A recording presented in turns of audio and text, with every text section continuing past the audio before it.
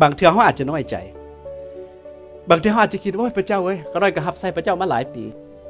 แต่ว่าพระเจ้าก็คือบอกโอ้ยพรข้าน้อยแน่การงานก็ได้ซ้ำนี้ครอบครัวก็มีปัญหา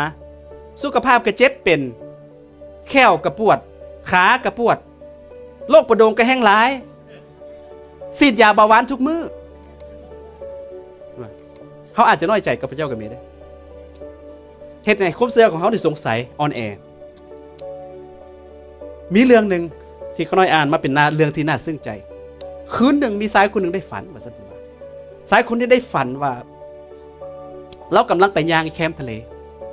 และในขณะที่เรายางไปนั่นนะเราไม่ได้ละสังเกตมันมี2ห้อยตีนหนึ่งหันเป็นห้อยตีนของเราเองห้อยตีนที่2เป็นห้อยตีนของพระเจ้ายางไปน้ำกันแต่เมื่อเราเบิ่งย้อนหลังคืนมาเบิ่งห้อยตีนนะเบิ่งย้อนหลังคืนนะเราเห็นว่าเมื่อใดชีวิตของเรามาเจอกับพายุลมพายุน้ำพัดน้ำมันไหลเข้ามานะเราสิเห็นแต่ห้อยตีนเดียวเราก็ไม่สงสัยเลยสงสัยพระเจ้าเป็นยังชีวิตข้าน้อยก็รับใช้พระเจ้ามาตั้งแต่น้อยแต่ว่าเมื่อใดที่ว่าชีวิตของข้าน้อยมีปัญหาข้าน้อยคือต้องยางคนเดียวคือเห็นห้อยตีนคู่เดียวว่าซั่นสงสัยใจน้อยใจแล้วพระเจ้าตอบแล้วว่าจังซี่พระเจ้าตอบว่าลูกเอ้ยเจ้าเหลียวไปนะ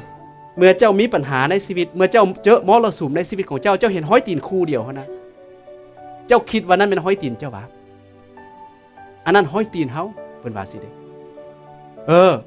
สายคนก็งงคันสั้นข้าน้อยไปไสว่าซั่นเพิ่นว่าตอนนั้นพระเจ้าบอกไว้สิตอนนั้นเมื่อเจ้าเจอปัญหาหนักที่สุดตอนนั้นแหละข่อยเจียเจ้าย้อนข่อยเจียเจ้าก็เลยเห็นห้อยตีนคู่เดียวพระเจ้าหักพี่น้องแต่บางเทื่อพระเจ้าจะอนุญาตให้บางอย่างเกิดขึ้นที่อาจจะบ่มักบ่ถูกใจเขาแต่พระเจ้ามีจุดประสงค์สิ่งที่อยากท้าทายพี่น้องก็คือว่าเมื่อชีวิตของพี่น้องเจอกับอุปสรรคอย่าโทษพระเจ้าอย่าปะทิมพระเจ้ายึดมั่นพระเจ้าเชื่อและวางใจในพระเจ้าเพราะว่าพี่น้องจะพบกับความสุขที่แท้จริงที่ว่าพระเจ้าจะเฮ็ดผ่านชีวิตของพี่น้องและชีวิตของพี่น้องจะมีความสุขหลายเหลือเกินจนเป็นพระพรให้กับคนอื่นๆที่ยังบ่ฮู้กับพระองค์มอบชีวิตมั่นใจวางใจในพระเจ้าขอให้พระเจ้าอวยพร